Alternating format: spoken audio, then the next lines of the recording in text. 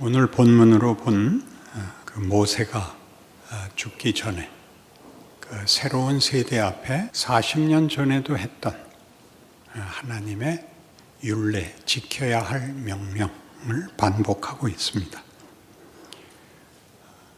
이스라엘 백성은 하나님이 모세를 보내어 애굽 땅에서 구원하셨고 그 백성들이 10가지 재앙과 홍해를 가르는 일과 불기둥과 구름기둥 그리고 만나와 메추라기를 먹으면서 가데스 바네아까지 와서 약속된 땅으로 들어가야 되는데 거절하여 그 세대는 광야에서 40년간 방랑하다 죽도록 벌을 받았고 그 후손들이 이제 다시 모세의 인도 아래 입국을 앞에 두고 있습니다. 그래서 신명기는 하나님의 말씀을 명령을 재현하는 의미이고 반복하는 의미이며 너희 부모 시대의 실패를 너희는 실패하지 말라라고 하는 뜻깊은 장면입니다. 근데 이 일의 가장 큰 어려움은 그 규칙들이 말하자면 십계명에 요약된 것 같이 하나님 외에 다른 신을 섬기지 말며 네 이웃의 것을 빼앗아서 내 필요를 채우지 말라라는 이 율법의 뜻이 지키면 복이고 안 지키면 벌을 받는다라는 인과응보로 자꾸 왜곡됩니다.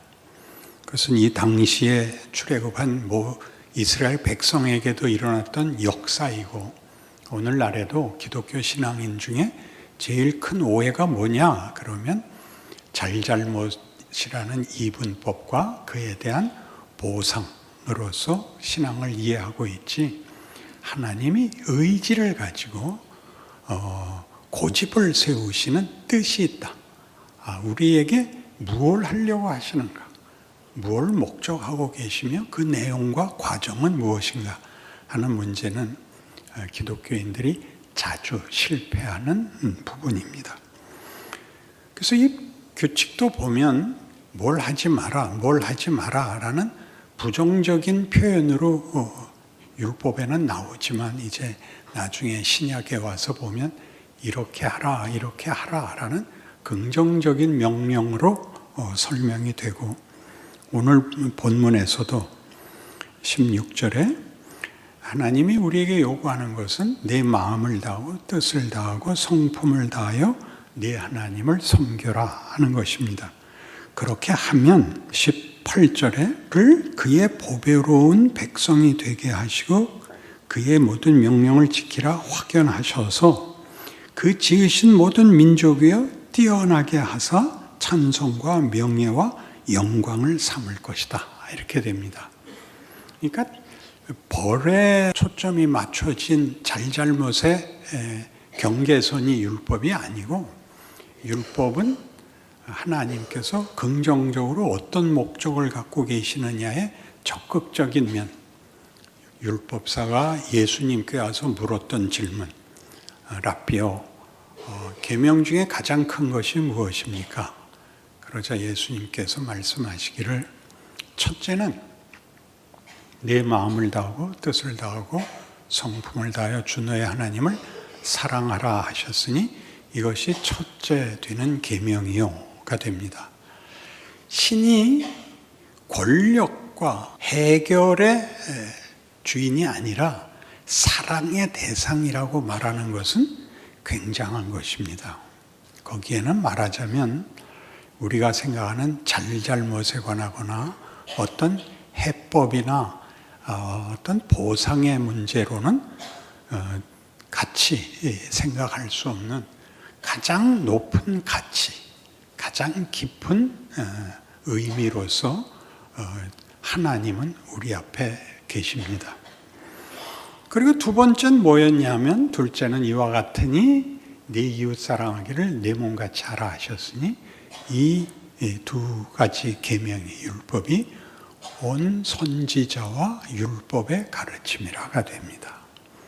그러니까 신앙이라는 것은 잘못한 것을 지워내는 싸움이 아니라 하나님이 만들려고 하는 대로 발전해 나가는 싸움인데 주로 우리는 잘못을 회개해서 벌을 받을 것을 사함받고 또 이렇게 주 앞에 진심을 고백함으로써 보상을 받는 종교가 됨으로써 이게 잘 들으셔야 되는 얘기인데 회개는 그만하셨으면 좋겠어요. 무슨 말인지 아시겠죠? 자꾸 뒤를 돌아보지 마시고 나가시라고요. 과거에 잘못한 것이 나에게 무엇을 가르쳤는가? 그러니까 율법의 대강령, 예수님이 오셔서까지 확인시킨 사랑이라는 단어는 우리로 하여금 잘잘못의 문제, 조심해야 될 문제, 벌을 피하는 문제가 아니라 명예와 영광으로 가는 길, 그 내용, 그 목적을 우리에게 설명하고 있습니다.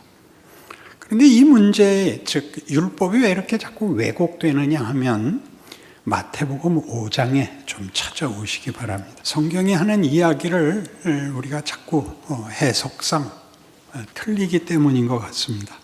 마태복음 5장 1절, 산상수훈 중에 첫 번째에 해당하는 팔복 이야기입니다. 예수께서 무리를 보시고 산에 올라가 앉으시니 제자들이 나온지라.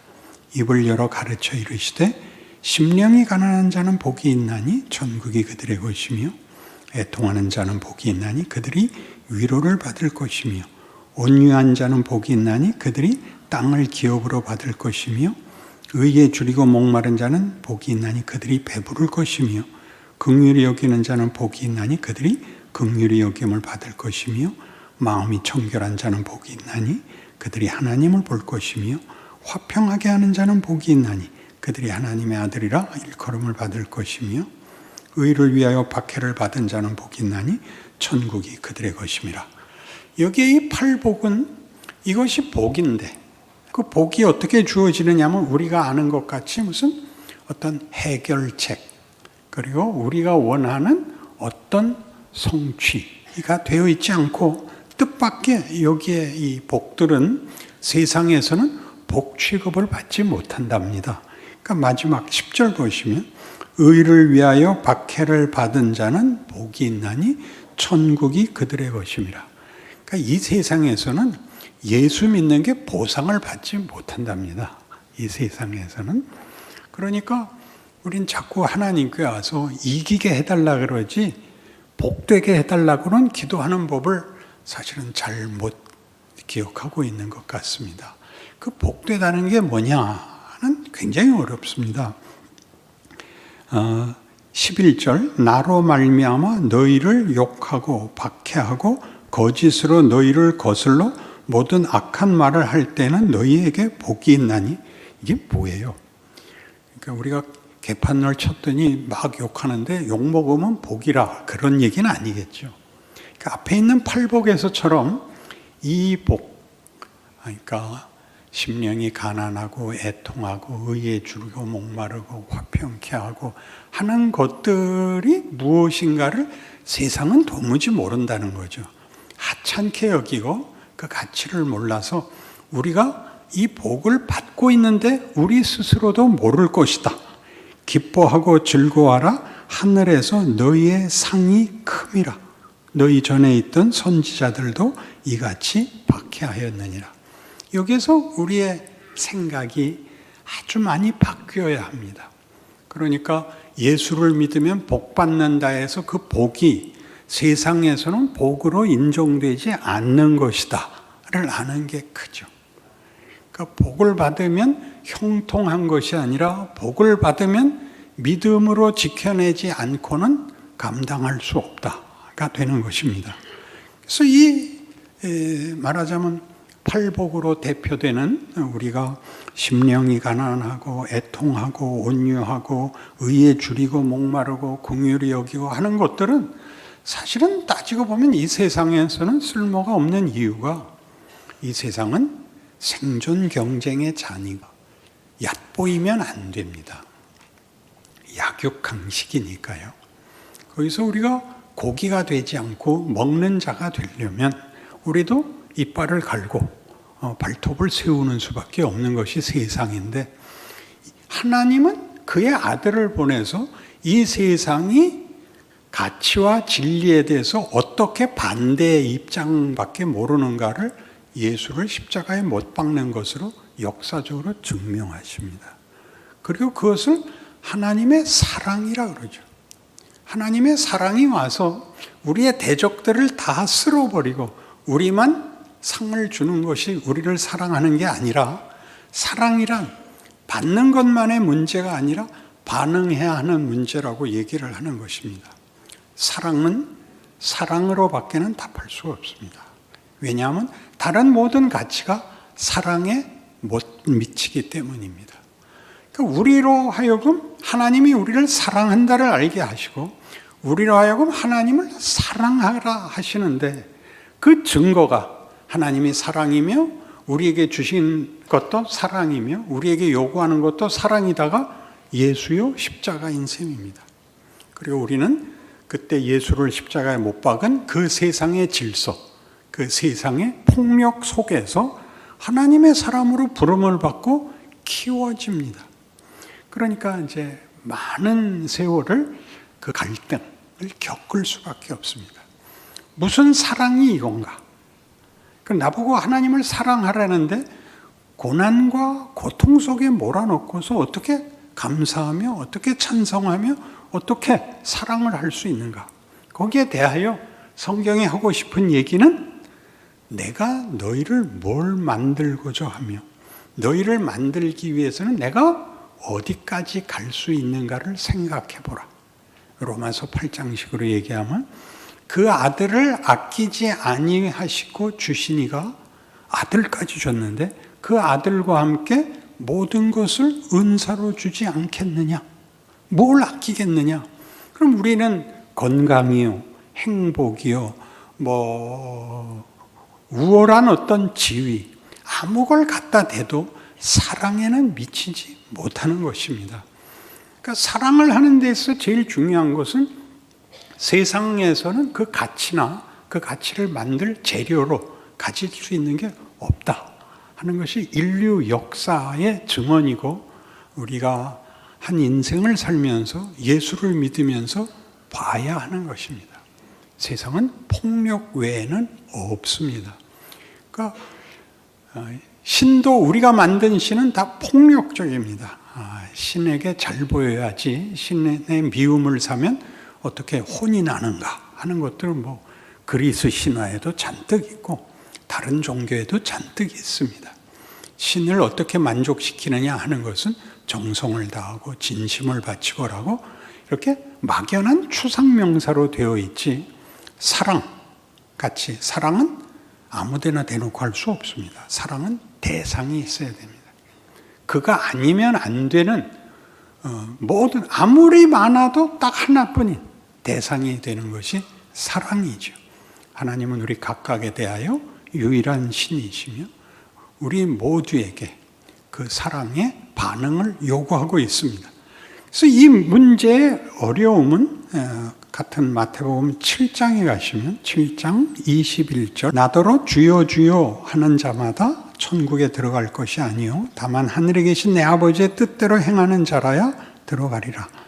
그날에 많은 사람이 나더러 이르되 주여 주여 우리가 주의 이름으로 선지자 노릇하며 주의 이름으로 귀신을 쫓아내며 주의 이름으로 많은 권능을 행하지 아니하였나이까 하리니 그때 내가 그들에게 밝히 말하되 내가 너희를 도무지 알지 못하니 불법을 행하는 자들아 내게서 떠나가라 하리라. 권력과는 아무 상관이 없으며 승부의 문제가 아니며 그리고 힘의 논리가 아니다 라고 얘기합니다. 그래서 이거를 우리가 오해하는 것은 하나님을 믿으면 앞에 있는 것 같이 우리가 주의 이름으로 선지자 노릇하고 능력을 행하고 많은 선행을 행했는데 왜 우리를 모른다고 합니까? 내가 너희에게 목적한 것은 그게 아니다죠. 그게 아니다. 너희가 잘못 알고 있다를 이제 비유로 말합니다. 그러므로 누구든지 나의 이 말을 듣고 행하는 자는 그 집을 반석 위에 지은 지혜로운 사람 같으리니 비가 내리고 창수가 나고 바람이 불어 그 집에 부딪히되 무너지지 아니하나니 이는 주추를 반석 위에 놓은 까닭이요 나의 이 말을 듣고 행하지 아니하는 자는 그 집을 모래 위에 지은 어리석은 사람 같으리니 비가 내리고 창수가 나고 바람이 불어 그 집에 부딪히되 무너져 그 무너짐이 심하니라. 반석 위에 지은 집과 모래 위에 지은 집을 비교하고 있는데 우리가 대부분 이 대목에서 놓치는 부분이 26절 다시 보죠. 이 말을 듣고 행하지 아니하는 자는 그 집을 모래 위에 지은 어리석은 자라. 내 말을 듣고 행하지 아니한 자, 앞에 지혜로운 자는 내 말을 듣고 행한 자입니다. 그러니까 우리 말이 이 말을 듣고 행하지 아니하는 자를 쓸 때 어디서 띄어쓰기를 할까요? 숨을 어디서 멎을까요? 내 말을 듣고 행하지 아니하는 자, 이렇게 되는데 성경이 비교하는 것은 듣기는 들었는데 행한 자와 듣고 행하지 아니한 자를 나누려면 기초를 비교하지 말고 하나는 집을 졌고 하나는 집을 안 졌다 그래야 맞죠. 둘 다 집을 졌다고요. 근데 하나는 듣고 졌고 하나는 듣고 안 졌다가 됐으니까 이게 어떻게 안 졌다가 집을 안 진 게 아니라 모래가 문제다라고 하면 어떻게 되는 거냐면 이렇게 읽어야 되는 거죠. 26절을 다시 읽습니다. 제가 나의 이 말을 듣고 행하지 아니한 자, 둘을 묶어야 됩니다. 그 행함이 듣고가 없는 거예요. 내 말을 듣고 행한 자와는 실천의 문제가 아니라 행함이 듣고 예수의 말씀을 듣고 행한 자와 하나는 듣고 행한 게 아니라 지 맘대로 진 거죠. 그러니까 우리가 다 기독교 신앙에서 어떤 오해가 있냐고요? 우리 모래 위에 짓는 수가 많습니다. 기도 많이 하면 된다. 틀린 말이 아니지만 기도는 왜 하는가? 어떻게 하는가? 왜 이 기도라는 것이 기독교에는 허락되어 있는가? 하나님은 기도를 어떻게 연락하시는가? 하는 대상과는 상관이 없어지는 겁니다. 내 치성이 전부이죠. 나에게 이걸 해주시면 내가 무엇으로 갚겠습니다까지 나오죠. 하나님은 우리에게 사랑을 요구하는 신이므로 우리가 생각하고 상상하는 모든 신과 다를 뿐만 아니라 더 한 걸음 나와서 나는 너희 부모다 이렇게 얘기를 하죠. 그럼 부모와 자식의 관계는 이렇게 구워주고 갚고라는 그런 식의 상거래의 관계가 아닙니다. 부모는 자식에게 무한정으로 베풀 수 있고 자식은 부모에 대하여 무한정으로 기대할 수 있습니다. 믿을 수 있습니다. 그러니까 하나님이 우리에게 신인 가장 큰 우리의 편견과 다른 것은 하나님이 권력을 가진 게 문제가 아니라 하나님이 사랑의 하나님으로서 우리를 목적하고 관계하고 결과하겠다 그러는 거죠. 거기를 모릅니다. 여러분, 자식들이 공부 잘하라 그러는 것은 언제나 부모님들이 붙이는 후렴이 있죠. 나 잘 되라고 너 공부 잘하는 거 아니고 너 잘 되라고 공부하라는 거야. 그러니까 그런 말들이 왜 나오고 있는가를 보세요. 그건 부모와 자식 관계가 아닌 한 안 나옵니다. 다른 모든 경우에서 세상은 정도를 또는 방법을, 필요를, 조건과 자격을 제시할지라도 거기에 대한 도움을 주려고 하거나 편을 들거나 책임을 나누지 않습니다. 냉정한 세상을 살아야 됩니다. 그러면 우리가 하나님이 우리에게 사랑하시고 사랑을 요구하신다면 왜 예수를 믿은 다음의 인생, 고난과 고통과 질문뿐인 인생을 살게 하는가? 하나님이 없는 자리에서의 인생은 도대체 어디까지 할 수 있는가 봐라. 거기는 경쟁이며 승부며 폭력이며 수탈해가는 살인과 거짓말과 강도짓밖에 없다. 봐라. 이렇게 가르치죠. 그게 무슨 의미가 있죠? 하나님은 우리를 수단으로 삼지 않으며 목적으로 삼지 않으냐며 우리를 사랑의 대상, 그 관계의 친밀성에 의하여 하나님의 영광을 담겠다고 하는 겁니다. 우리 아까 본 신명기 26장에서도 우리가 하나님을 마음을 다하고 뜻을 다하고 성품을 다하여 사랑해야 하는 대상이고, 하나님은 우리를 찬송과 명예와 영광과 선민으로 만들어내겠다, 그렇게 약속하시는 것입니다. 그러니까 여기에 사랑이 오는 것은 강요가 아니며, 그렇죠? 다른 어떤 방법으로도 되지 않고 마음과 뜻과 정성을 다 바쳐야 되는, 우리의 존재의 모든 것을 가장 진실하고 가장 분명한 것으로 전력을 다하여 갚아야 되는, 빚이라서 그러는 것이 아니라 명예라서. 그 기독교 생활을, 여러분이 기도할 때도 잘잘못에 근거한 기도를 하여 보상을 받아내는 기도는 이제 그만하셔야 됩니다. 그만하라 그러면 쉬운 게 아니라, 잘잘못이 아니라 더 나아졌어야 되는데 안타깝습니다. 제가 다음엔 잘하겠습니다. 이렇게 명예를 향한 욕심, 명예를 향한 자신, 소망, 그리고 이 귀한 하나님이 나에게 요구하는 것들이 조건이거나 자격이거나 근거가 되는 것이 아니라 나를 이렇게 만들겠다는 뜻을 이해함으로써 우리는 우리의 인생을 진실하게 살 수 있게 됩니다. 이 마태복음 7장 다음은 뭐가 나오냐 하면 8장이 나오죠, 당연히. 8장과 9장에 걸쳐서 예수님의 이적 행위가 반복적으로 나옵니다. 많은 중풍병자를 고치고 죽은 자를 살리고 소경을 보게 하고 하는 많은 일들이 이 앞에 있었던 5, 6, 7장의 산상설교를 이어서 이 뜻을 이루기 위하여 예수님이 오셨고, 그 증거로 예수님이 뭘 할 것인가를 이런 병들을 고치는 것으로 증거하셨답니다. 여기도 잘못하면 병이 낫는 게 전부인 그런 식으로 생각을 하지 말라고 요한복음 9장에서 소경을 고치는 일이 나오는데, 거기서 바리새인들이 이렇게 묻습니다. 선생님, 이 사람이 소경된 것이 누구의 죄 때문입니까? 라고 묻습니다. 부모의 잘못입니까? 당사자의 잘못입니까? 그러자 예수님께서 말씀하시기를, 부모의 책임도 아니고 당사자의 책임도 아니라 하나님이 하시는 일을 보이기 위하여 준비한 사람이라 그럽니다. 하나님이 뭘 하시는가 이제 보여주는 게, 눈을 뜨는 게 한 겁니다. 눈이 감겼던 사람이 눈을 뜨는 것보다 더 놀라운 기적은 없을 겁니다. 보지 못했던 것을 보게 되었으니까요. 대단하죠.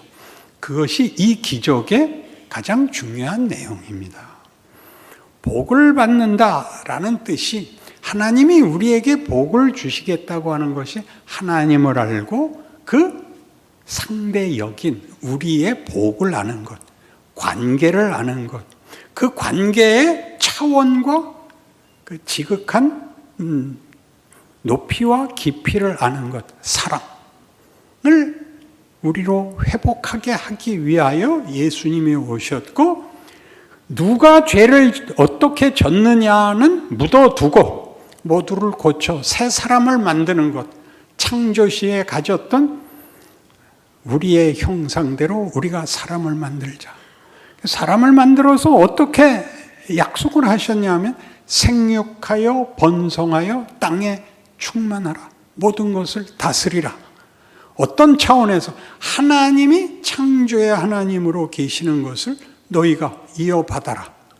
하나님이 창조하신 것들이 모든 것에 대하여 기뻐하시고 마음에 흡족하신 것은 그것을 존재와 승부의 싸움이 아니라 존재의 내용의 싸움이죠.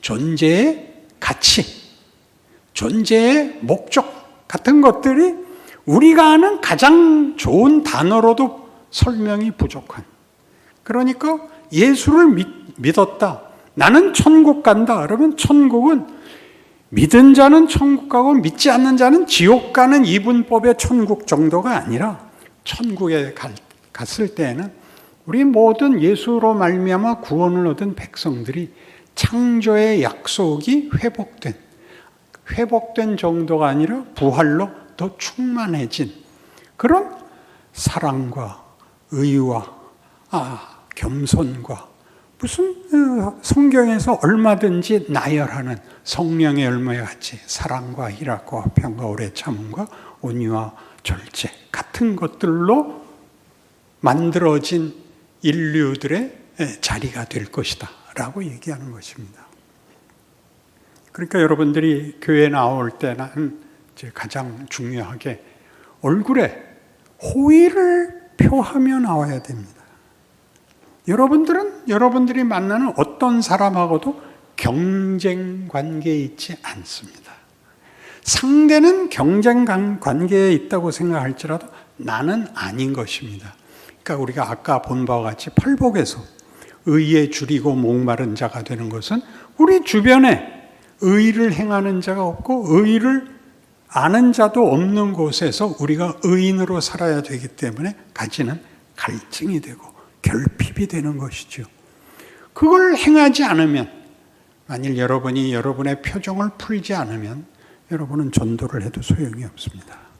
여러분이 이미 이 가치와 이 목적에 자신을 이해하고 있어야 나머지를 할 수 있습니다. 봉사도, 섬김도, 전도도 뭐든지 다 거기에서 하고 있지, 이건 선행이고 이건 악행이다라는 도덕적 이분법에서 해서는 안 됩니다. 그렇지 않으면 크질 않습니다. 본인이 크질 않습니다.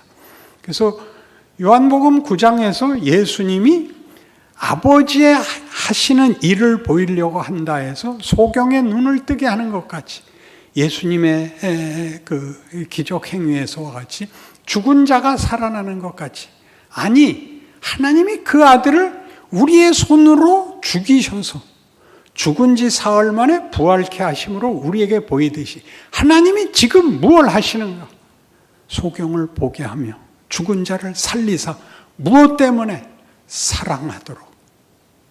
그 관계에, 신뢰가 관계의 모든 것이 되도록 이렇게 부르고 있다. 인간이란 하나님이 자녀라고 부르는, 하나님을 부모라고 아버지라고 부르는 그런 존재다. 그 영광을, 그 명예를 너희는 빼앗기지 마라. 틀리지 마라. 손해보지 마라. 다른 것으로 바꾸지 마라. 그렇게 얘기하는 것이 구약에서 율법이며 신약에서 예수님의 오심이며 우리로 하여금 예수를 믿게 하시는 눈을 뜬 소경같이 여러분들로 구원과 신앙의 인생을 살게 하신 이유인 것입니다. 그러니까 여러분의 존재는 신앙 행위로서 나타나는 어떤 종교적 행위, 기도, 성경 공부, 성경 다독하기, 이런 것들로 때우지 마시고, 이건 필수적인 것이지만 때우지 마시고, 여러분이 인간이라는 자격, 조건, 존재의 성품에서 다른 사람이 되는 하루하루를 겪고 있다는 것을 기억해야 됩니다. 잘했다, 잘못했다가 아니라 부끄러움과 명예라는 이분법으로. 예수를 믿는다는 것은 어떻게 명예로 가는 길인가를 기억하는 하루하루로 여러분의 하루하루가 하루만큼씩 큰다는 사실을 여러분 스스로 느끼는, 누리는, 누적되는 기적의 생애라는 것을 기억하시고 승리하시기를 권합니다. 기도하십시다.